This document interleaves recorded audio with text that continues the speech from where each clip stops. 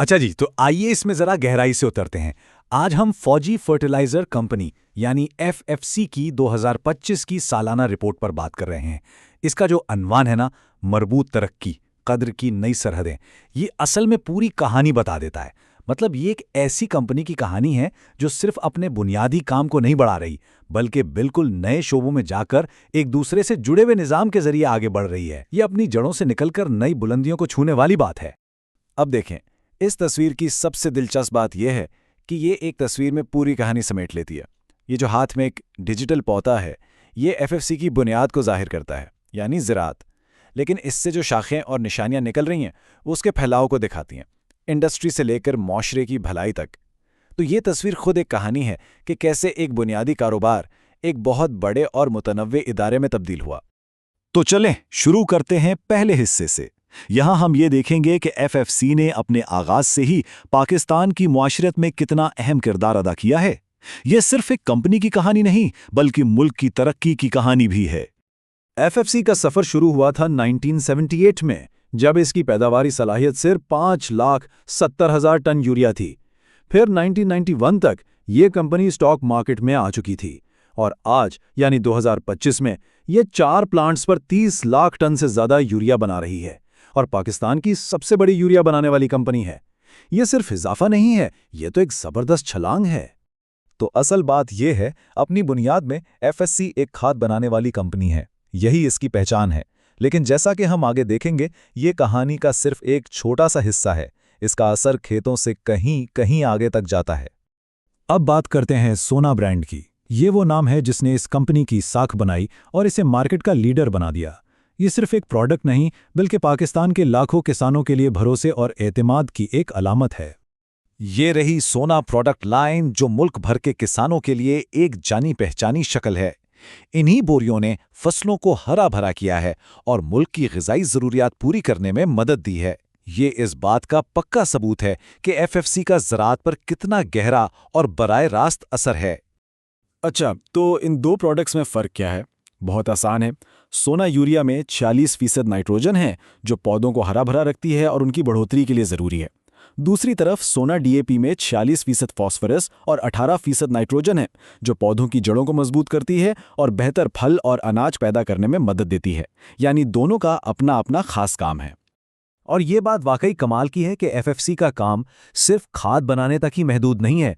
मुल्क भर में इनके जो सोना सेंटर्स हैं, उनके जरिए वो 1,18,000 किसानों को बराह रास्त खिदमात फराहम करते हैं।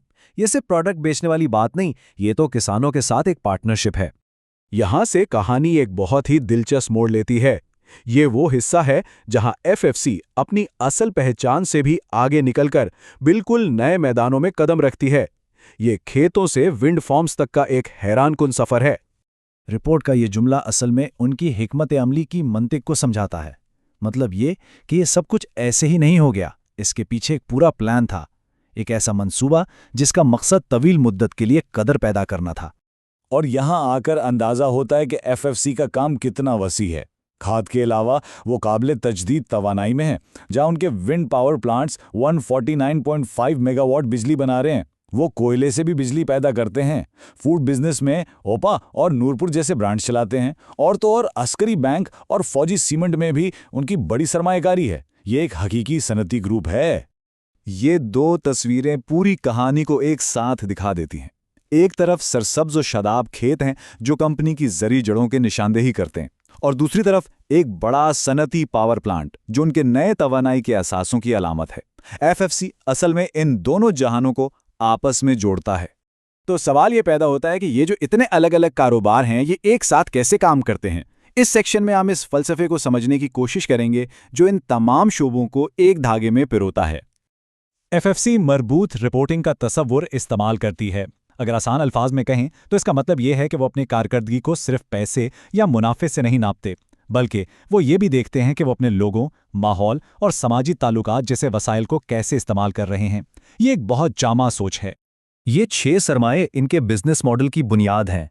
माली सरमाया यानी सीधी सादी बात है पैसा, तैयारशुदा सरमाया यानी इनके प्लांट्स और मशीनें, दानिशवराना सरमाया मतलब इनके ब्रांड की ताकत, इंसानी सरमाया यानी इनके काबिल मुलाजिमीन, समाजी सरमाया मतलब इनके ताल्लुकात, और कुदरती सरमाया यानी माहौल।